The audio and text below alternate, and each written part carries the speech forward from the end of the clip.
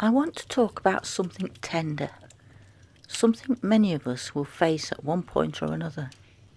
It's about the firsts, those strange, silent milestones after losing someone we love.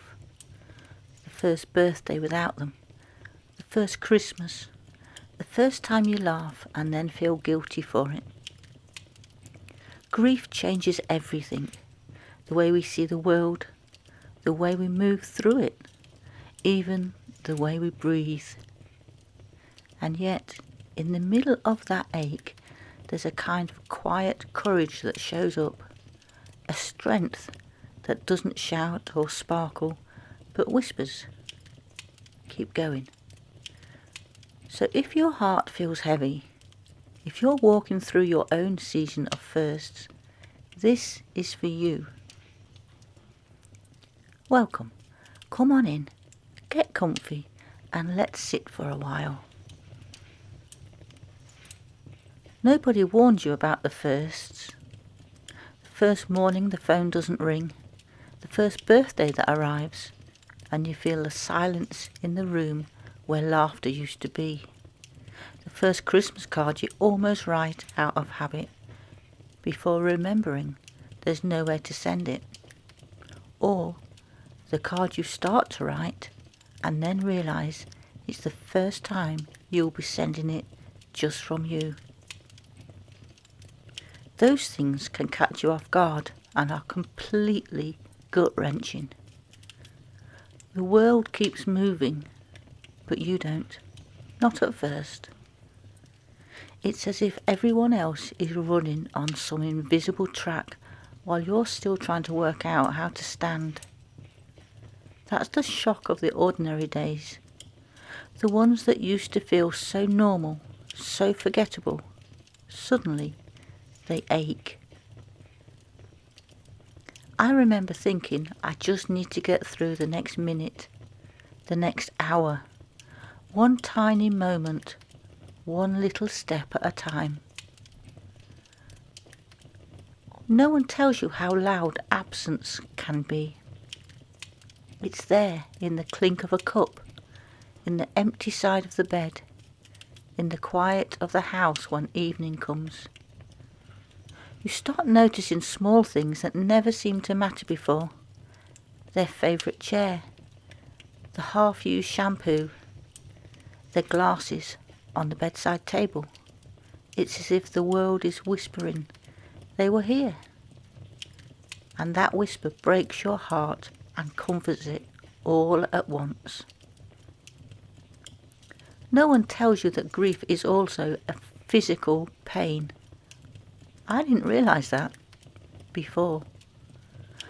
But now I know about the physical pain that feels like being constantly punched in the stomach. People try to help. They bring flowers and casseroles and kind eyes that don't know where to look. They tell you to take it one day at a time, and you nod, because what else is there to do? But no one really talks about the logistics of grief, the strange, practical moments that sneak up and catch you off guard, like hearing a song in the car and having to pull over because it's too much, too soon, too real. Like standing in the supermarket, staring at the thing you always bought for them and realising you don't need it anymore. This was one of the things that really sticks in my head the first time I went to the supermarket after my daughter passed away. I was literally and physically brought to my knees by a box of Crave cereals on the shelf. They were her favourites, and I've never bought a box since. I had to leave my shopping trolley and the store. It was too much that day. The firsts are full of those moments, tiny collisions between memory and the present. The first time you laugh and then feel guilty for it. The first time you make a decision without running it past them. The first time you realise you haven't thought about them for a whole hour. And that thought hurts more than anything. Grief is strange like that. It sneaks around corners. You can be doing something ordinary, washing dishes, folding laundry, watching television, and suddenly there they are, not in body, but in everything. The first holidays are the hardest. They arrive whether you're ready or not. The lights, the music, the forced cheer. Everyone else seems to sparkle while you're just trying to make it through without crumbling in the middle of the grocery aisle. And yet, somehow, you do. You light the tree, even if it's smaller this year. You put out one less plate and it feels wrong, but you do it. And in some quiet, surprising way, that's a victory. Because grief doesn't stop life from happening. It just changes how you move through it. What about that first Christmas or Thanksgiving? They're the big ones, aren't they? I don't really think there is an easy way around things like that. You just have to find the way that works best for you. But what I will say is, don't be pushed into doing something you don't want to do or you don't feel ready for, just because some well-meaning friends or relatives thinks it's the right thing. Something to remember though. Christmas is just one day. Take it one step at a time and you will get through it. There's no proper way to grieve, no script, no timetable, just small acts of survival dressed up as ordinary days. Sometimes survival looks like tears. Sometimes it looks like toast for dinner. Sometimes it's simply getting out of bed and opening the curtains. And that's enough. The first year after losing someone you love feels endless. It's full of anniversaries you didn't sign up for. Firsts that arrive like uninvited guests. But somewhere in the middle of all that strangeness, there's flickers of something else. Moments when you feel a little bit okay. A tiny laugh, a good cup of coffee, a friend who makes you smile without meaning to. And for a moment you catch your breath and think, maybe I can do this. And you can. You don't have to do it perfectly. You just have to keep showing up to the day in front of you. And little by little, as you move through those firsts, you start to find new places for that love to live. In stories, in small rituals, in quiet remembrance that doesn't demand attention, only honesty. So if you're in the middle of your own firsts, if the world feels too loud and the days feel too long, I want you to know this. You're not doing it wrong. Grief isn't something to fix. It's something to live through. And every first, no matter how painful, is quiet proof that you're still here, still loving, still remembering, still finding your way. You won't be the same after loss, but you will, in time, become someone softer, deeper, someone who knows how to carry both love and absence in the same heart. And that, somehow, is its own kind of grace. No one tells you that grief is mostly about small things, tiny, ordinary acts that feel monumental at first. Getting dressed, making breakfast, deciding what to do with the day. It's not grand gestures or dramatic breakdowns, not most of the time. It's the quiet courage of continuing, even when you don't quite know how. When someone you love dies, people talk about moving on. I've never liked that phrase. It sounds too neat, too final, as if love has an off switch. You don't move on, you move with. You carry them quietly in pockets of memory and heartbeat. They're in the way you make their favourite meal without meaning to, in phrases you still use that sound exactly like them, in the smile you catch yourself making, their smile, borrowed and alive. That's not moving on, that's moving with. The first few months after a loss, you live hour to hour. Grief is heavy, and simple things feel impossible. You forget why you walked into a room. You stand staring at the fridge, wondering how to feed yourself. You fold a jumper that still smells like them, and suddenly can't even breathe. And yet, even in that fog, you keep doing tiny things. You make a cup of tea, you feed the cat, you open a window. And somewhere deep down, a quiet, stubborn part of you says, keep going. That's what I call quiet bravery. It doesn't look heroic. It looks like surviving the ordinary. People sometimes expect grief to look dramatic. Tears, trembling, long silences, sad music. But often it looks like someone doing the dishes with tears running silently down their face, or sitting on the sofa, lost in thought, holding a cup of tea that's gone cold. That's the real work of grief, the invisible, everyday kind.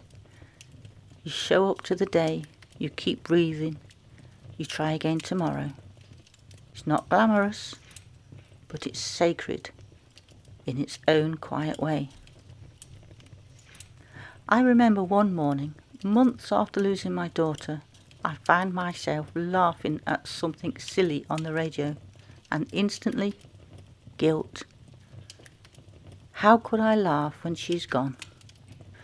The first time you do something normal after loss, cook a proper meal, watch a film, hum along to a song, it feels strange, almost wrong. But that's the body remembering how to live, the heart testing its strength. You start to understand that grief isn't about erasing the pain, it's about learning to hold it differently. At first, it's a boulder you carry. Then, one day, it's a stone in your pocket, still there, still weighty, but part of you now. You reach for it sometimes, trace its edges, and remember. Healing doesn't arrive in big moments. It shows up in whispers. The day you manage to change the sheets, or drive past their favourite place without crying, or make plans for next week. Those are the milestones no one sees, the ones that matter most, because they mean you're finding your way back, inch by inch, to the world that's still waiting for you. And here's the thing about grief, it doesn't demand perfection. Some days you'll feel strong and steady. The next, you'll be undone by a photograph or a song in the supermarket. That's not failure, it's rhythm. Grief moves like the tide, in and out, over and over, until one day you realise the waves don't knock you down quite so hard. I think we underestimate the bravery it takes to live with loss. It's brave to show up to birthdays and holidays that feel wrong. Brave to take care of your home when your heart isn't in it. Brave to find kindness for other people, even when you're quietly aching inside. That's heroism, not loud, but luminous. At some point, you start creating small rituals, lighting a candle, visiting a place that reminds you of them, talking to their photo as if they can hear you, because in some way you believe they do. Those moments don't make the loss smaller, but they make the love visible again. They say, you're still part of me. And slowly, almost without noticing, you realise you've built a new kind of life. Not the same, never the same, but a life that's learning how to hold joy and sorrow side by side. You still miss them, you always will, but the ache becomes quieter, gentler, like an old song that plays softly in the background. And you find yourself dancing again, sometimes. Not because you've forgotten, but because love taught you how. At some point, and it's never on schedule, the sharpness of grief softens. The world, which felt so grey and hollow, begins to regain a little colour. Not all at once, just a blush here and there. A morning that feels a little lighter. A moment where you notice birdsong again and realise you've missed it. That's when you know you're not moving away from your loved one. You're simply learning to carry them differently. For a long time I thought healing meant being done with grief. That one day I'd wake up and the sadness would be gone. But grief doesn't disappear. It settles. It becomes part of who you are, woven into the fabric of your story. You stop being afraid of the ache. You stop flinching when their name comes up. You start to speak about them, not with tears, but with tenderness. That's the shift from pain to presence, from I've lost them to they're part of me. I think the fear that lingers the longest after loss is the fear of forgetting. The idea that as time passes, their face might blur or their voice might fade. But memory isn't something fragile. It's something living. It grows with you.